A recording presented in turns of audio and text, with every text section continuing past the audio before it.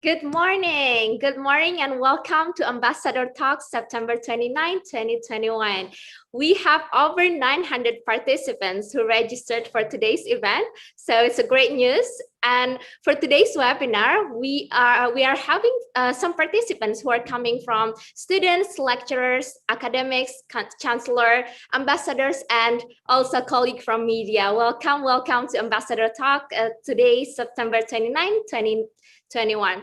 I'll be the moderator for today's event. My name is Indah Shafira. I'm an educational consultant at the World Bank Jakarta office. Today we have a very special guest speakers. We will have opening remarks from Professor Insinyur Frederick Albenu, Master of Science, PhD from the University of Nusa Cendana Kupang, NTT. Hello, good morning, Professor Frederick.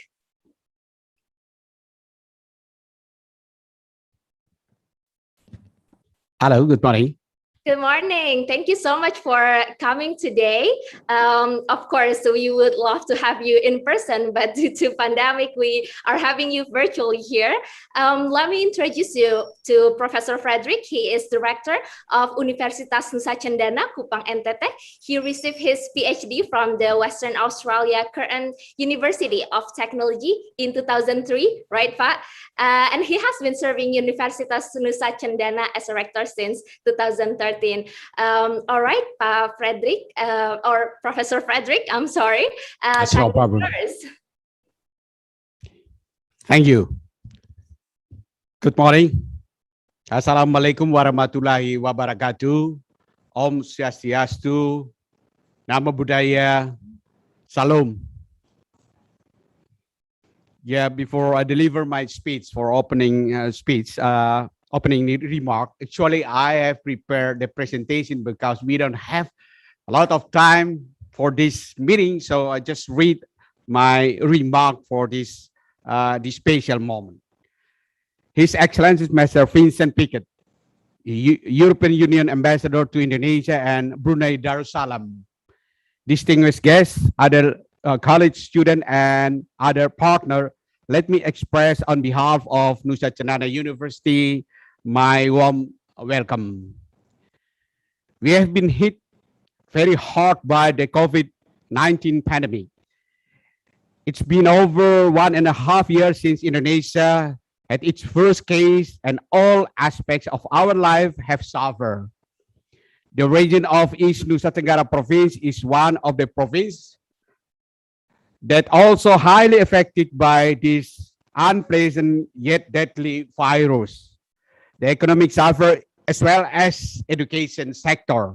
Our campus has been closed for about 3 academic semesters, and all teaching and learning activities have been carried out virtually. Let me give you a brief overview of what action our university has taken in response to the COVID-19 pandemic. We developed a COVID-19 task force that composed a personnel from Faculty of Public Health, Medicine, and other units. The COVID-19 task force was in charge of making sure that each individual in campus applies strict health protocol in order to prevent the spread of this coronavirus in this area. The university has also participated and made contribution in preparation of the supporting emergency hospitals with inpatient facilities, a biomolecular laboratory, and medical and non-medical personnel. We also collaborate with the city and provincial COVID-19 task force in carrying out promotive and preventive measures with focus on positive cases in the city of Kupang. The collaboration was also developed between Regional Bank of NTT and faculty members in delivering food and other emergency support for students and nearby communities. We are aware that the work needs to be continuously done in order to recover from the negative impact caused by COVID-19 pandemic, particularly in the field of higher education and economy. Therefore, we are willing to learn from our partner, the European Union, on how to look forward and recover from the situation. The university is also willing to build a stronger relationship and network with European Union in addressing global issues that can benefit both parties. Uh, we hope that maybe someday after this pandemic, maybe the European Union ambassador can visit us here in Undan as well. To end my remark, I would like to express my heartfelt appreciation as Undana has been selected as one of the university on the list for the European Union Ambassador Talk. Now it is my honor to welcome His Excellency Mr. Vincent Piket to give a special talk on the topic COVID-19 lesson for future higher education and economic recovery. Thank you for your attention.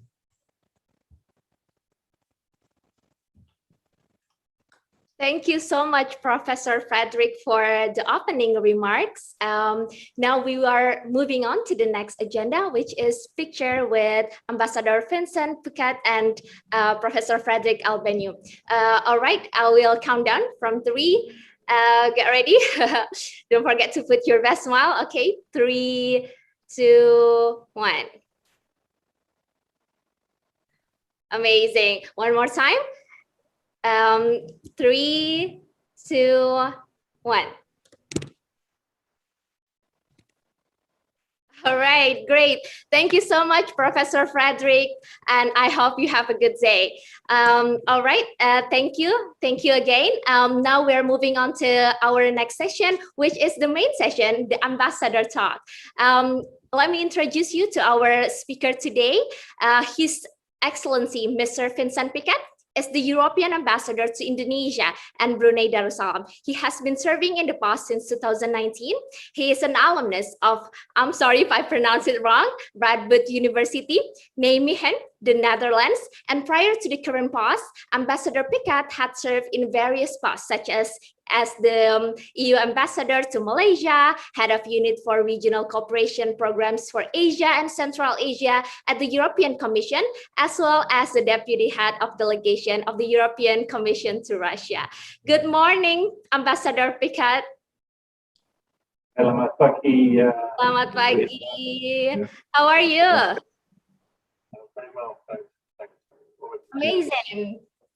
I'm sorry, I guess probably your microphone maybe can be a bit closer so we can hear your, yeah, that would be great. Okay, I'll speak up.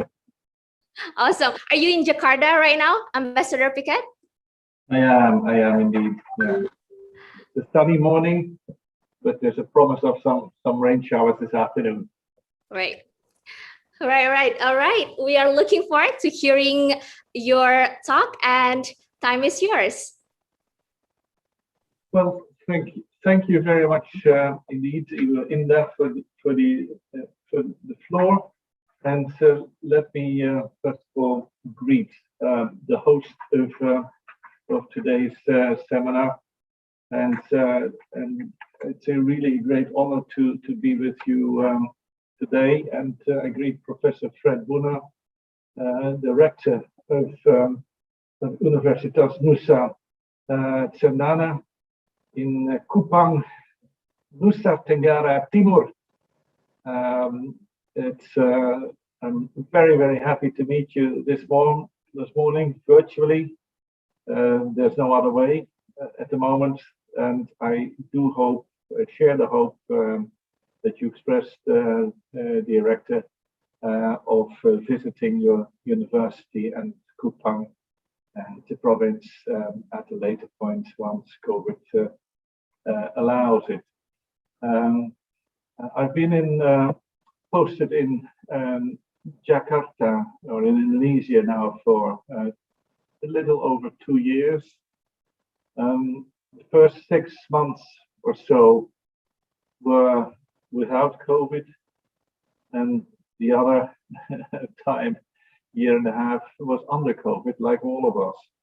And so my impression of Indonesia is, of course, different than how I imagined it and intended it, with much fewer possibilities of getting to know your beautiful country, meeting people externally in different places around your nation. So that is something we've had to live with as diplomats here in Jakarta, in the same way as the university, your university, but also others have had to find ways forward. I appreciate very much, Professor Fred, what you said about what you have done as university to deal with COVID, setting up this task force for your university, a good 32,000 students that you have to look after, plus your 900 or so faculty. So it's quite a challenge. I can imagine it very well. My diplomatic mission has 60 staff, of whom 1/3 are from Europe, like myself. And so we come here for a term of most cases 4 years.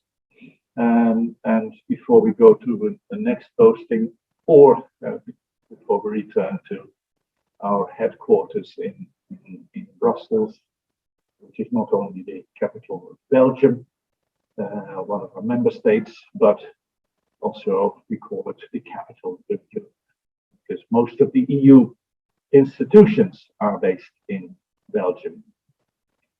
I will talk a tiny bit about what the EU has done in the education field. And I thought probably the best thing was to start with a quotation, two quotations from one of the EU's founding fathers, we call him Jean Monnet. He lived until about 40 years ago, and he, of course, you see that his life spanned two world wars in Europe, the First and the Second World War, but he also was very much part of the post-Second World War reconstruction, restoration, pacification, and of the European continent. He was one of the main drivers behind the construction of the first format of the European Union. We called it differently then, but basically the idea was there. Bringing nations together, nations who in some cases had been at war with one another, bring them together so as to make Europe peaceful and stable and prosperous. And his first quotation there, I think, shows it very well. Go back, please. Previous slide, please. Shows this very well what he was about, that yes, of course, nations and the peoples in nations, they are different, they have differences. Different languages, different cultures, different histories, religion, and what have you. But the idea of Europe was to, by making people work together, men and women, to show that beyond those differences, beyond those boundaries, there is commonality of interest. And so that is what the European Union has tried to do, and I think quite successfully. There, the second quotation I thought is very, very relevant for today, speaking to so many students and faculty from your university and a few others. Jean Monnet, when he looked back on his life, not too long before his death, he was asked by his biographer, would you do it again in the same way, knowing what you know now? And he reflected, of course, and then his answer was what is written there, that if he had to start the process of European integration once again, he would start by education, educating people at all levels, and through education, by bringing knowledge and creating understanding through knowledge and information. That was for him one of the lessons learned from his life endeavor. So I thought that was very useful for introducing the second slide, because the next slide, please.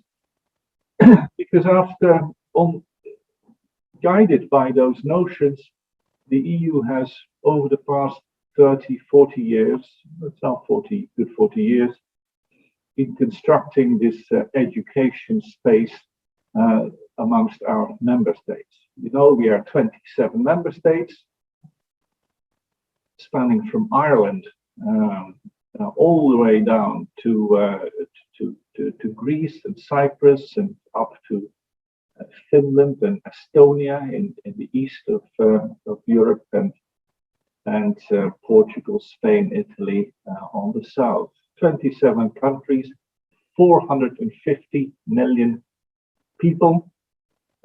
So a little bit more, well, quite a bit more still, than Indonesia, which it already is a vast country. So we have a tremendous weight in Europe for what we have done, and as a union. And let me tell you that always the principle has always also been to give space to the individual member states, express themselves in their language, to express themselves through their culture and all the typical characteristics that makes a French person French, a Dutch person, in my case, Dutch, and the same for Italian and Bulgarian. So individuality and at the member states within a union context has always been a very important goal. But within that goal, of course, bringing the continent together through education has been a tremendous line of work. And I think that one of the biggest operational decisive moments was in 2017, so a good 4 years ago, when the EU member states decided that they wished to create this large European education area. So involving everybody, all 27, and while maintaining diversity, also creating commonality and unity. Next slide, please. And now this is a big job, you can easily imagine that, but let me single out three important features that we have worked on a lot. And first of all, of course, it's been about bringing European universities together in networks. As director would probably agree, even the university of 30,000 with close to 1,000 staff, it has tremendous resources, but it also has limitations, because you can't do everything by yourself. You can't be a top university in each and every area. And if you want to improve yourself in each and every area, you have to connect with others in your country, but also in other countries. And that is what the EU has tried to do, bring about this network of European universities, alliances that not only promote our values, but also raise quality of education in all areas of work. So it is a framework. Network is a framework. It's the universities at the end of the day that need to take the initiative. But that is what we have done, and I think successfully. This is true not only for the university as institutions, but also for the university as platforms for students. Because of course, without students, there is no university. And over the past 40 years, we have managed to create also a education space for students. And you will find as a result that European students, for them, it is utterly normal and mainstream to spend a semester or a full academic year at a different European university. To learn the language, to get to know the place, and at the same time to continue your diploma degree. Now, for that sort of student mobility, you need mutual recognition of credits, study credits, and you need at the end of it mutual recognition of diplomas. And for that reason, the EU has worked very hard on systematizing the system of diplomas and university curricula. It doesn't systematizing is not the same as harmonizing. That's a different thing. But it is creating a system in which curricula and credits can be recognized easily from one university to the next, one labor market to the other. So mutual recognition has been the key component, and by the year 2025, we wish to have that automatic. And lastly, the notion of a European student card. Student card is what it is. It is a card that gives European students who registered at European universities easy access at higher education's institutions in other countries. So there's no hassle involved in that. The card will give you a ticket into a university within certain conditions, of course, but this has evidently also is revolutionizing the education space. And especially also, I think, in the COVID days, this card has been extremely useful because it allowed students to follow online courses at different universities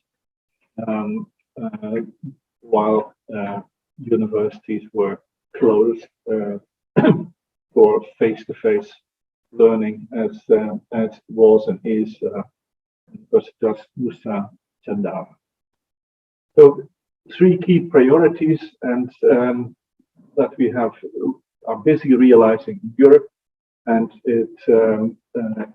we share this know-how of our work with counterparts here in Indonesia and also in ASEAN, in the inspiring them to universities here to do this.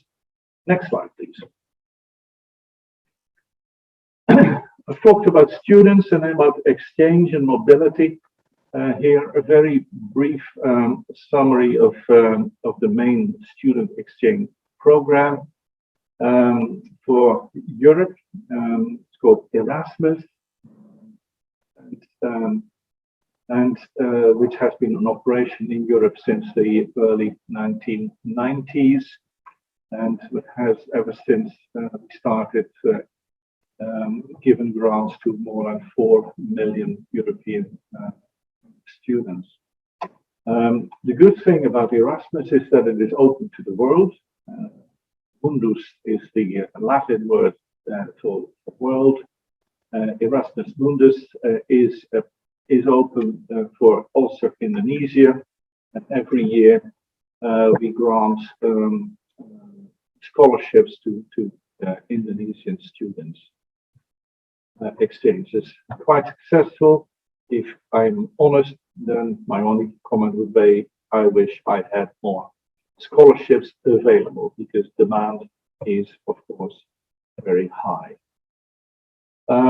There are other features in the Erasmus program, and that is that the credit mobility, where Indonesian universities can join into networks with European partners. We have a specific program for specific developmental projects for curricula and for management of education on the Erasmus program. There too, we have 54. We've had so far 54 Indonesian universities participate. We hope that it can also be interesting for Universitas Nusa Cendana. Lastly, the grants, Jean Monnet, you recognize the name there, and it is particularly for development of curricula on European Union subjects, European integration, European law, etc. And we have had very good involvement by a few Indonesian universities there too. The second large area of work is research and innovation. The slide has many small letters, which I must admit too small for me to read on my screen, but I hope it's better for you. Horizon Europe, the largest publicly funded research program in the world for all 27 member states, but again, it is open to other countries from outside. And in other words, it's also open to Indonesia. And we've had good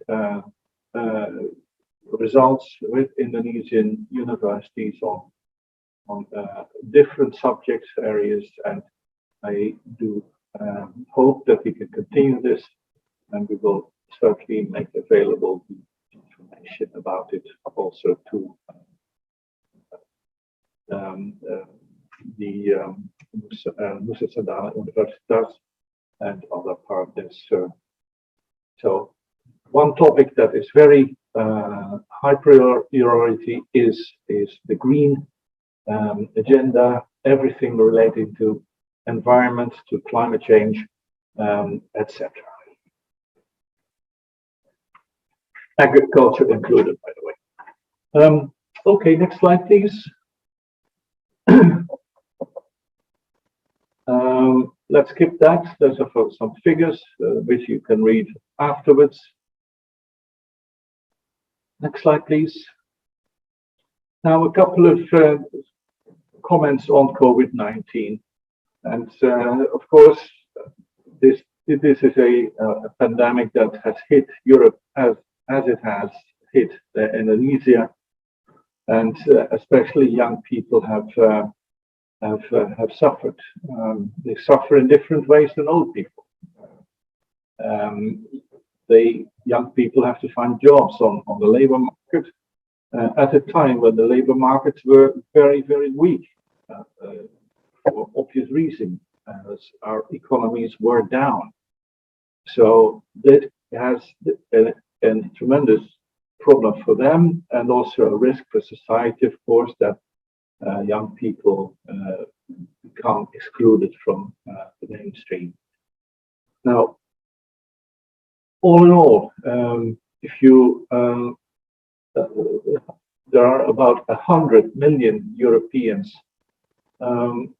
involved in education or training in one way or another, either as students at all levels, including primary, secondary, and higher, but also continuing training after your degree. And all these, so 100 million people on a population of 450 million is an awful lot. It's 25% almost. So that shows you the impact that the COVID crisis has had on education and training in general.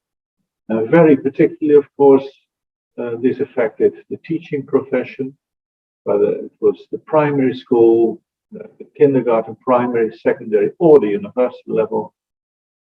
All teachers, all lecturers, all professors had to adapt from almost one day to the next to the virtual distant mode of education. Now that has been a challenge for their skills, for their capability to adapt, but also, of course, has been a challenge for technological reasons, and that people had simply not expected, adapted in all cases their equipment to what was needed. And lastly, of course, it's been a psychological challenge, and as all of us simply know, sitting at home, looking at your screen all day, lacking the personal contacts with your fellows, with your colleagues, that is very, very tough. Not the first week, not the second, not even after 8 weeks, but after that to stop. So that's why we need to overcome this crisis as quickly as we can. Next, please. Next slide. Here, some more impressions that we got from the studies. That, of course, to note that even now, as we start discussing also the resumption of face-to-face learning, the teachers are in the front line. They have to do the job, and requiring a lot of resilience of themselves as individuals, as professionals, and also as institutions. And there's been an awful amount of new publications about how to teach, how to adapt what you used to do to the new circumstances. I haven't followed that so much in Indonesia, I must admit, but there are very good studies on the European Union website done by the EU to how institutions and individuals have adapted, and also what it means for the digitalization of our universities. Next, please.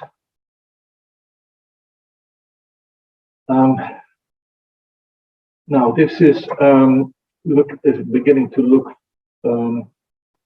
forward to the recovery of Europe through education. And here, important thing to mention is that as we recover, the European Union wants to combine the recovery with greening of our economy. And that is a top priority. The climate crisis is happening at the same time as the pandemic crisis, and we have to deal with both at the same time. For that reason, we call our recovery a green recovery, and much of the EU funding for member states' recovery is dedicated to environmental and climate matters, about 1/3. The second priority is the digital side. Also, a discovery we made. We have to give it a boost. The digital economy a boost in Europe, and that also is part of our post-COVID recovery. Digital and green are connected, as you understand, and the two features should improve the EU's future resilience and prosperity, even in the wake of new crises, which of course will come. There will be new crises coming. So we have to be ready for that. Some features on training, especially training across borders. COVID has, in some respects, thrown us back upon ourselves as individuals, as communities, local communities, as countries. Our borders got closed, and for instance, same for Indonesia. Indonesia's borders are still closed for foreign travel, for instance. Of course, very small groups of travelers, it is open. So we have to focus in our education and training, particularly on overcoming these borders and making sure that people will be reconnecting to one another and to other societies as they move ahead. Digital literacy is a must. It's evident. I'm sure you're like me in that you have learned new applications and new ways of working, and so digital literacy is something we need to develop further. And that goes for learning, but also for the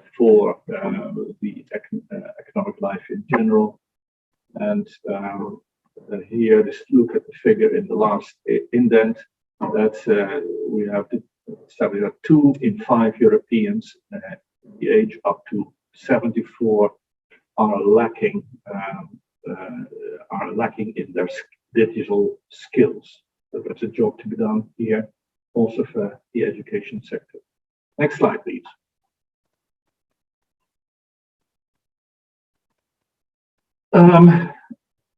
Turning back to the university institutions, the EU has we've got about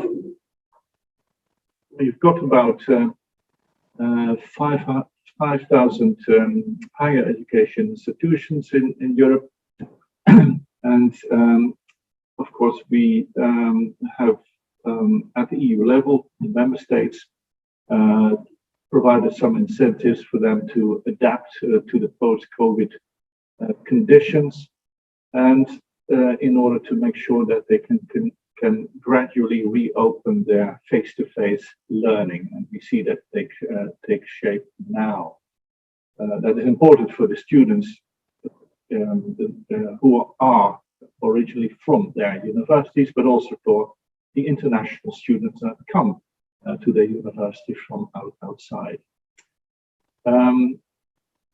Second bullet, very important to stress that yes, at some point the EU closed its borders for foreign travel as well.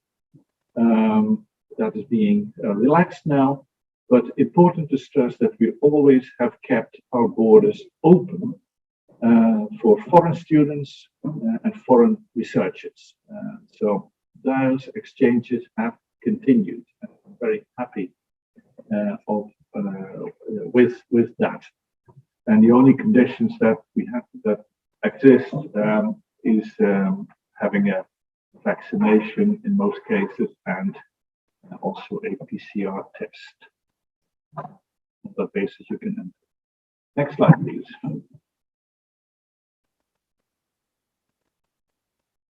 Carry on, please. A look at the economy. I'll be very brief on this. Last year we had a depression, a contraction of 6%, massive. This year we're turning around in Europe, and we have not yet fully reached the point of the pre-pandemic situation, but the majority of member states have. Not yet the whole of the EU, but we're getting there, and pretty fast. There's an awful lot of public money going into social programs, and we've spent a lot of money supporting companies to keep people on their payroll. It's like here in the tourism industry was flat, completely. So we paid the employers to keep their staff on board while the crisis lasted. And now we are very much focused on this, as I mentioned earlier on, the green, digital and resilient recovery of the European Union for the next years. Next slide, please. This is a little bit more detail on what we're going to do. Maybe I should just skip that in the interest of time. But there's a lot of information available about that on the European Union website. So if you're interested in how the EU is organizing its recovery and what we're aiming for, then take a look at that. And as I mentioned earlier, green and digital are key themes that we pursue. Next slide, please. And to illustrate the green side, as I said earlier on, we have two crises today. That's the pandemic, and secondly, the climate. And so greening our economy is a top priority. At the end of next month in Glasgow, at the end of November, sorry, in Glasgow, am I right? October or November? Forget November. In Glasgow, there will be the next big annual meeting of all parties in the climate agenda, and the conference of parties, as we said. Please return to the slide for a second still.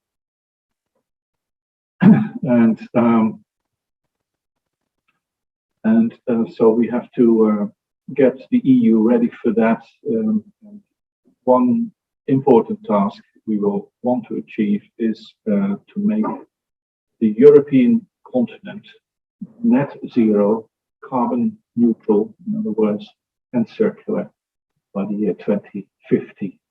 So, and that's only 30 years from now. This slide is about what we're doing for the ASEAN countries in terms of the vaccine support to them. So grant aid, mostly the vaccines are donated through the COVAX multilateral multi-donor system. Indonesia is the biggest beneficiary of that. In ASEAN, you see there, difficult to see, but about 16 million doses of vaccine have been made available to Indonesia by the European Union through this COVAX system. We're also giving quite some grant money to Indonesia for helping vulnerable people during the pandemic crisis. We're also for constructing or expanding two large hospitals, one in East Java and one in South Sulawesi. So that is my close of my talk. I close with my very last slide. And this is one of my favorite photos of the pre-pandemic days. Obviously, you can see that it was around about November 2019, thereabouts. Here you see me at an Erasmus promotion event with a number of alumni of the Erasmus program in Indonesia here. So wonderful group of people, and we work with them together for organizing events. And I do hope that we can also work with you, Universitas Nusa Cendana, on a similar event in the near future. Terima kasih banyak.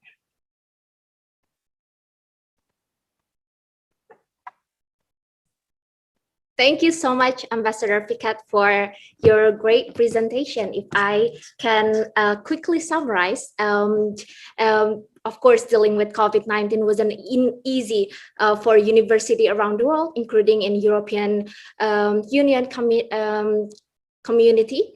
And also, I'm great to hear that European Union has a lot of progress is also available for the world. I saw you mentioned about Erasmus programs, which I happened to apply when I was preparing for my graduate degree. Unfortunately, I didn't go to the European university. I went to US university, but still, I am really amazed of the all of the support, the scholarship, grants, projects, collaboration with universities around the world, including Indonesia, that is also available for the world community.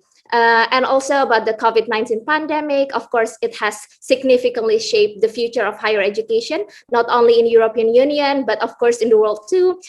So many people face difficulties, especially the young generation. If I can quote you, securing jobs become the challenge for students. Of course, the learning because of the school closure, and also teachers across the Europe have to adapt with school closure. I can imagine teachers have to be tech savvy all of the sudden using Zoom, Google Meet, and other online platforms. And of course, for the recovery, we need an innovative pedagogies, digitalization, as you mentioned. It's really important, especially the digital literacy among students, also the school personnel. And I'm great to hear that there are so many support from the European community, such as provide financial support for higher education sectors, and also the commitment for the green digital resilient recovery. And also I thank for the support as well for the Asian community through your vaccination programs. Ambassador Piket, we have some questions here from the audience. Do you prefer to answer one by one, or you want me to tell you all the question and you can just answer it once at a time? Maybe you take 2 or 3 together. Great. Okay, so there's this first question from one of the participants about the economic recovery. If I can quote, what can we learn from COVID to create or develop theory to recover our economy? How can education develop laudable characters or values of the young generation, especially the students, if education is practiced virtually because of COVID pandemic?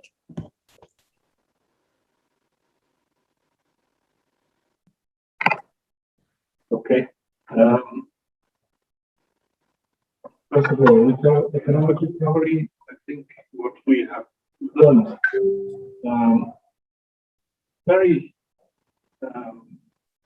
painfully almost is how vulnerable our supply chains are in the economy, and that you need to without giving up supply chains internationally or regionally, you have to make sure that you are resilient to shocks. And so that was certainly something we have learned in Europe.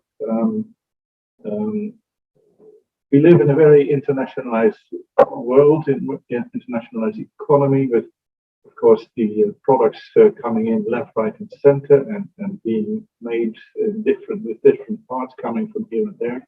So that is something we have to learn about and study and train our students, but also those who are already in the labor markets.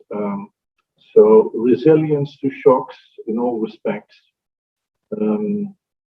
is what we need to prepare ourselves for. In higher education, it's a little bit similar. Everything. If you try to think back how your average day, normal day was like, what it was like before COVID, compared to how it is now, and the things you have to give up and have to overcome in a crisis situation. That's something we need to study. Some of these methods, including part of face-to-face, the distance learning, can be adapted or continue to be used also in the future. In the case of my diplomatic mission, we have used as much as possible this crisis to try and develop our digital outreach, our public diplomacy through the digital media. And look here, like today we are sitting here. I'm sitting in Jakarta, and most of you in Kupang. And we have, you said, I believe, Ibu Sharifa, you said we have 900 people online, so this is massive, and it's impossible to achieve in a physical setting. So, of course, we would like to meet in person and have these personal contacts, and that is, of course, something also particularly diplomats like to do, and we want to do that. But there are the use of the social media, Zoom and whatnot, have advantages, and those advantages we must continue to use, and so we can also get better out of the crisis. So lastly, I think we have, and that is very particular, I think, for education, but also for citizens in general, information. We have recognized how vulnerable we are to disinformation in the current situation, where people are a little bit isolated and they can only get information through, they rely heavily on social media for information flows, and so that, of course, has open possibilities for disinformation, for willful spreading of fake information by people who want to achieve whatever they want to achieve. And so I think that we have learned very well that we need to protect ourselves against such phenomena. It doesn't mean shutting down social media or arresting whoever says something that turns out to be untrue, but we have to deal with criminals, definitely,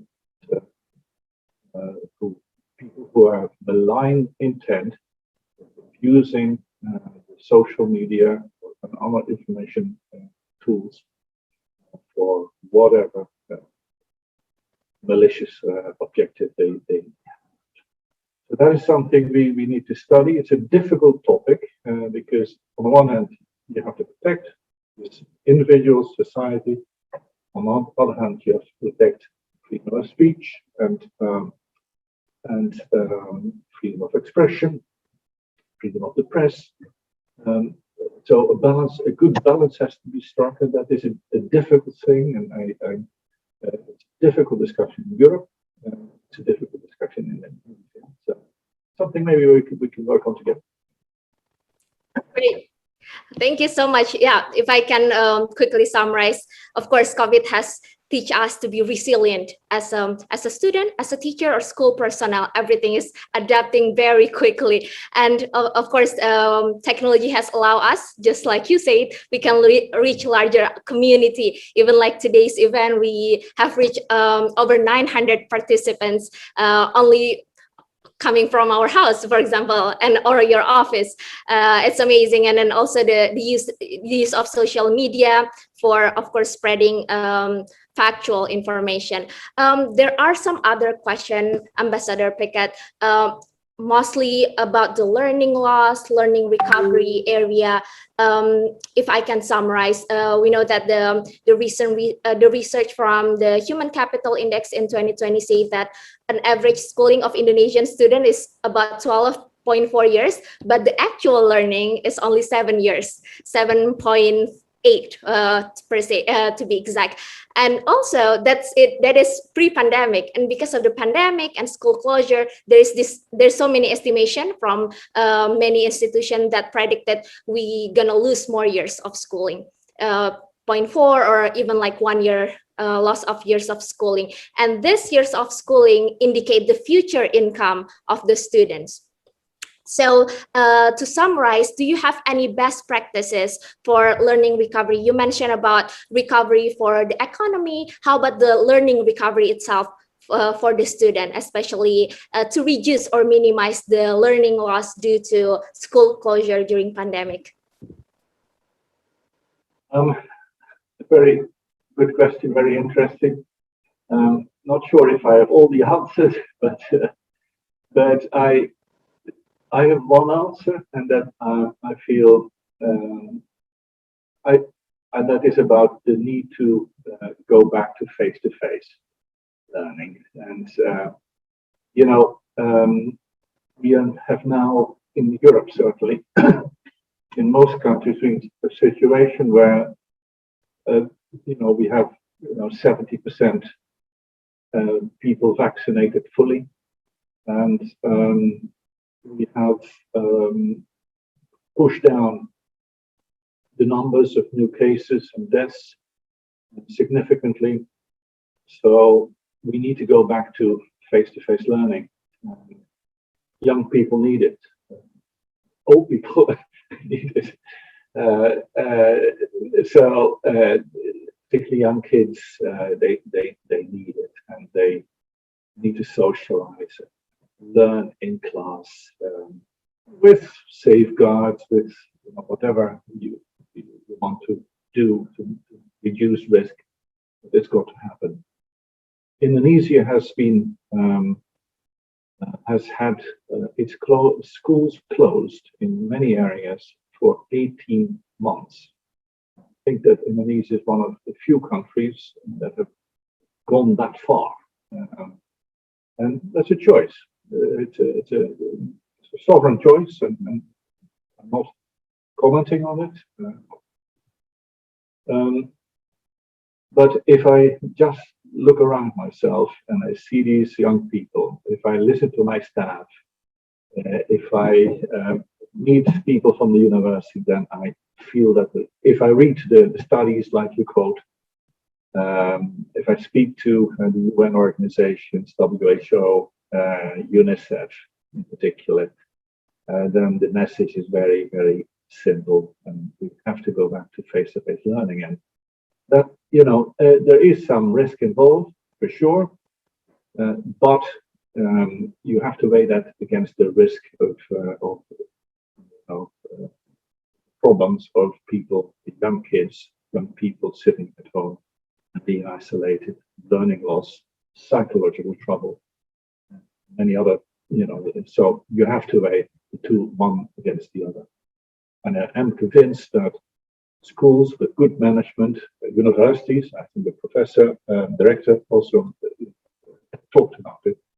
If you prepare yourself well, you organize yourself, you have good rules, the problems can be mitigated and risk brought to reasonable levels. So that is my lesson learned, I think. Totally agree. I actually last year experienced the online learning during COVID, and it's so difficult even for myself as a university student. No in-person interaction, no bonding with the teachers. It's difficult, even like especially for the higher education sector, since students need to build network for their career and plan after graduation. Totally agree. For the need for this face-to-face learning to reduce the learning loss. Ambassador Vincent Piket, not to be disrespectful of your time, we still have a lot of questions here. Maybe you can pick one more question, but if time doesn't allow, it's totally fine. What's your preference? One more. Okay, one more. So this is specifically for the Erasmus program. There is one participant asking about how can I access the information of this Erasmus Mundus program? What are the criteria? Is there an opportunity for a student exchange program instead of a full 4 years study or 2 years master's degree? Two answers. Erasmus is for short study periods, so mostly 1 year, 1 academic year. Some people say half a year, semester. And so you go to a different university, you take your courses, you earn your credits, and you take them back home for your degree at home. And that is the most common model. There are, secondly, a number of, at the postgrad level, master's, PhD, a number of scholarships for up to 2 years, 1 or 2 years, full-time research, postgraduate work. How to apply? I'm very lazy. You could say, look at the website.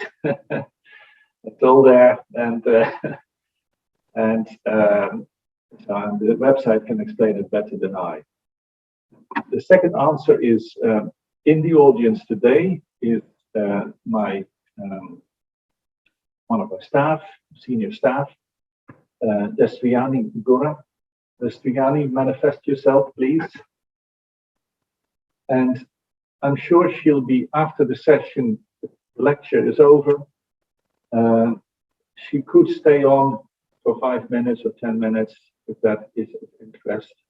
After we said goodbye, then she can stay on and answer some more questions from that is of interest. I don't know if you're there, Destiani.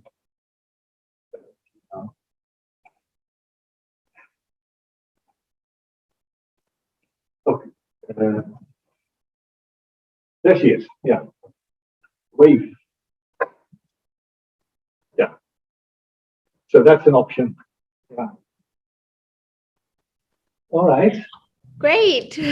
Yeah, thank you so much. I often receive this such a question as well, like how can I apply for the scholarship or what's the requirement? My answer is one: Google. Everything is on Google. Just type it in Google. It will direct you to the website and tell you all the information you needed. Thank you so much, Ambassador Vincent Piket, for your time today, and also Professor Frederick. I see your raising hand here. Thank you again for the opening remarks, and thank you for staying until the end of the presentation. Do you have anything to say, Professor Frederick? You finally I have time to discuss directly with the ambassador. I think that we as a participant will have more time with the ambassador to discuss something more specific regarding our status as the higher education at the University of Nusa Cendana. Anyway, rather than spend our time, I just want to mention something, Mr. Ambassador, that I agree with you that in the situation of the pandemic right now, actually all of us has been forced to be adapted with the situation. And, we are more engaged with the digital services right now, as you're mentioning in your presentation. But I just want to let you know that the Minister of Education and Cultural already launched a special program we call Merdeka Belajar Campus Merdeka. If I say in English, maybe I can say like free study and free campus. So all of the students from each university can study in any other university all around Indonesia. Is that possible for European Union higher education or university to be engaged with this special program running by the Minister of Education and Culture? So our students from Indonesia can also study in any university in Europe or whatever, something like that. Thank you, Mr. Ambassador. Thank you so much, Professor Frederick. Very, you want to respond, Ambassador Vincent? Yeah, just to very briefly, thank you for reminding me of that. First of all, to say this is a great program from the Minister of Education. Really great, fantastic initiative. And secondly, we have worked with the Ministry of Education to design how we can best operationalize this for Europe study terms in European universities. And we have found a system for that. also connected with the or linked to the Erasmus program. But it basically follows the same scheme in exactly the same ways, but for basically adding student numbers to what the EU itself can finance. So I'm happy. Destriani, my colleague, she was involved in design of the European part of the Campus Merdeka, and so we can certainly share some more info with you with your head of international cooperation at the university if that's desired. But thanks for mentioning. Great.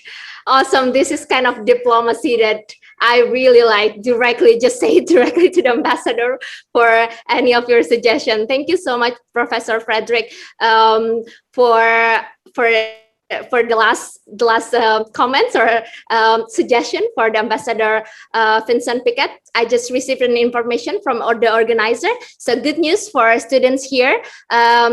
If among of you are students and would interested in joining the program or looking for an exchange program or research program, anything related to Erasmus program, after this event, we will have a Q&A session with Ibu Desti.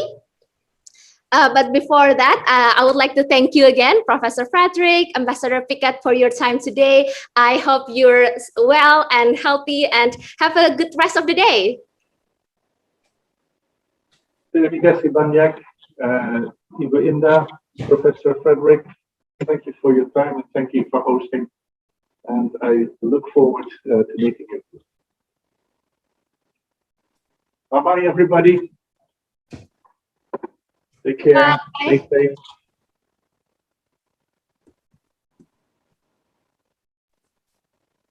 All right. So I'm inviting Ibu Desti. Good morning, Ibu Desti. Selamat siang. Good morning, Mbak Indah. Selamat siang semuanya. Terima kasih sudah bergabung. Selamat siang, Bapak Rektor, Profesor Frederick. Terima kasih sudah menerima host kami Uni Eropa. Silakan Mbak Indah kalau ada pertanyaan. Oke, ini ada yang lumayan spesifik. Ibu Desti bertanya terkait kalau linguistic education, apakah ada untuk scholarship buat pertukaran pelajar maupun doktoral program?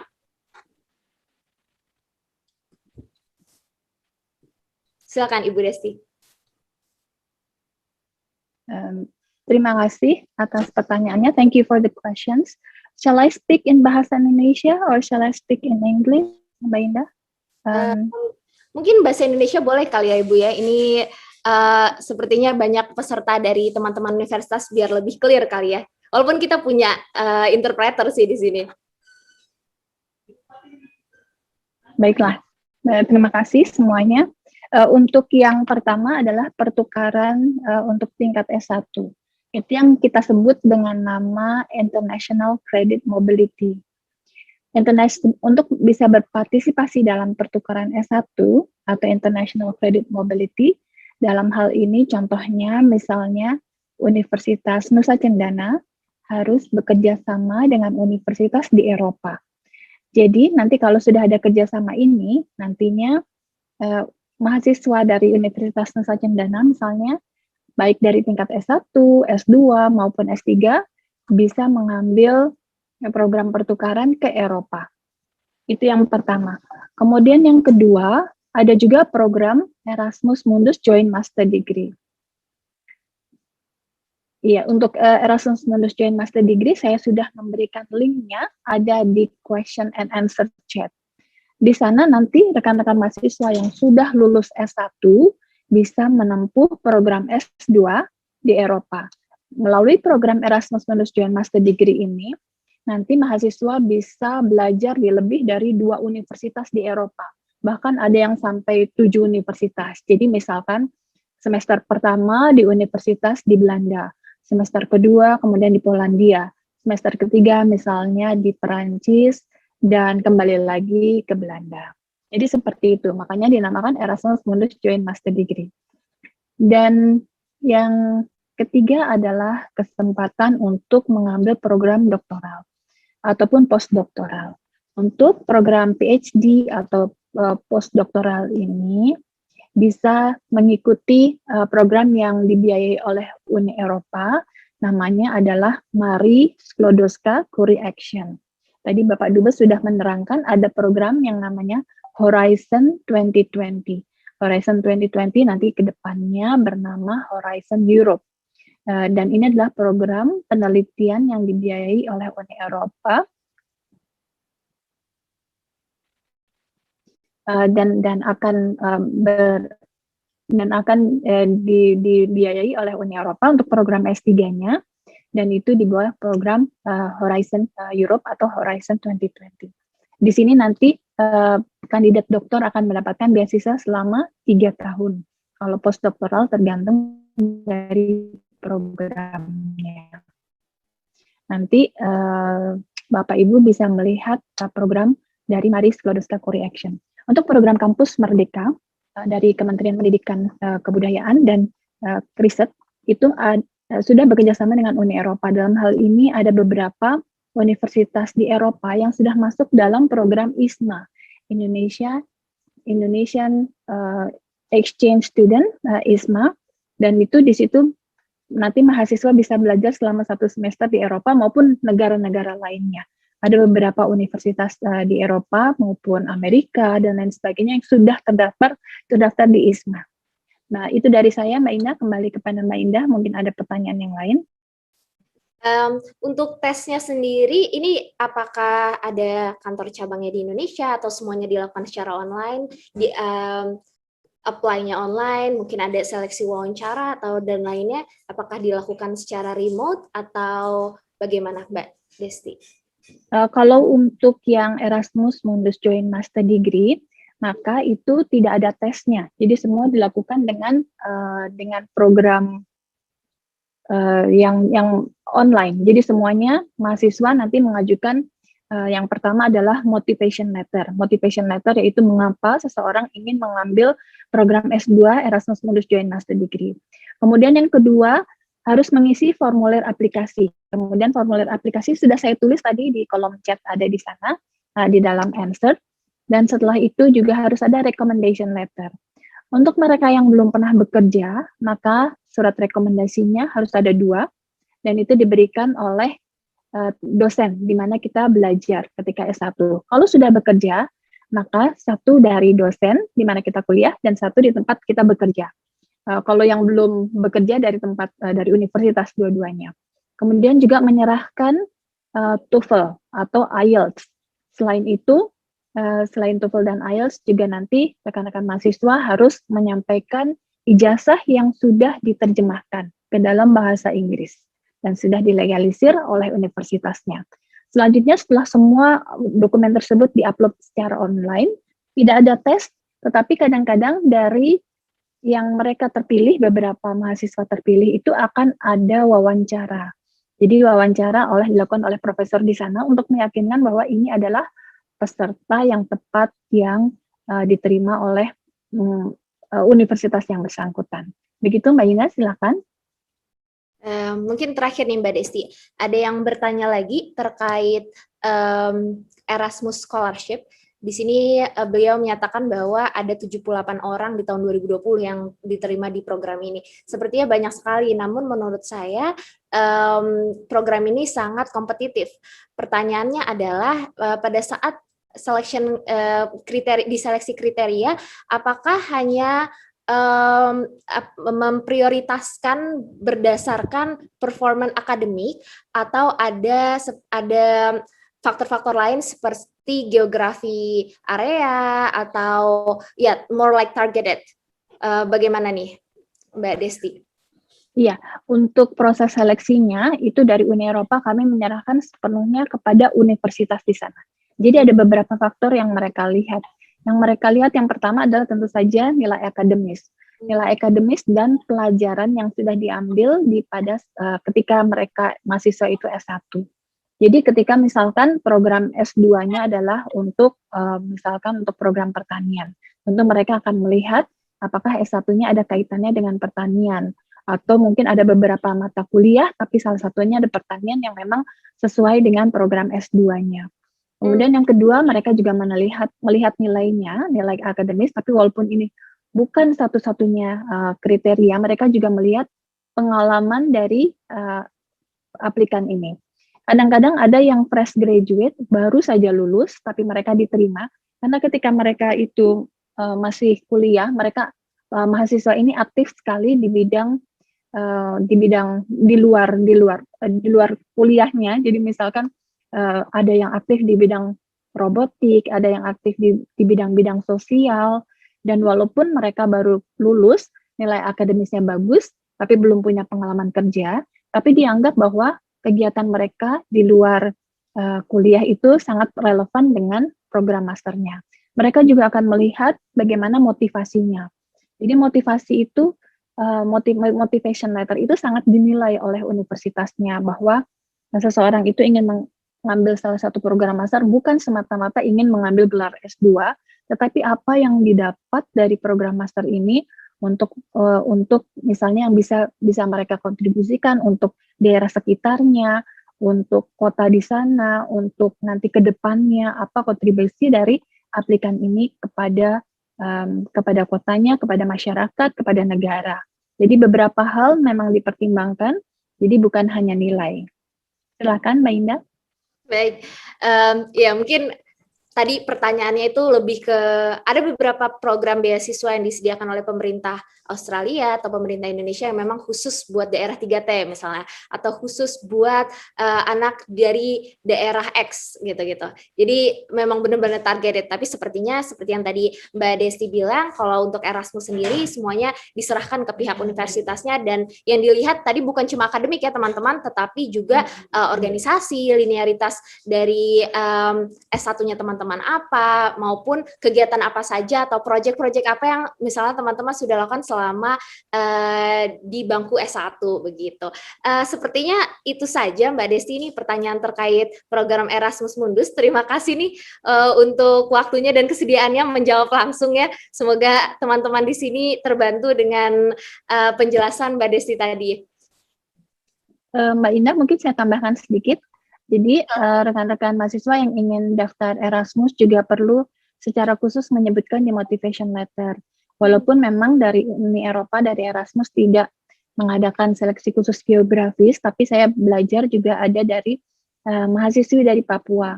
Dan beliau itu ketika mendaftar program turisme menyebutkan bahwa melihat bahwa masih banyak hal-hal sosial ekonomi di daerahnya yang masih perlu digali.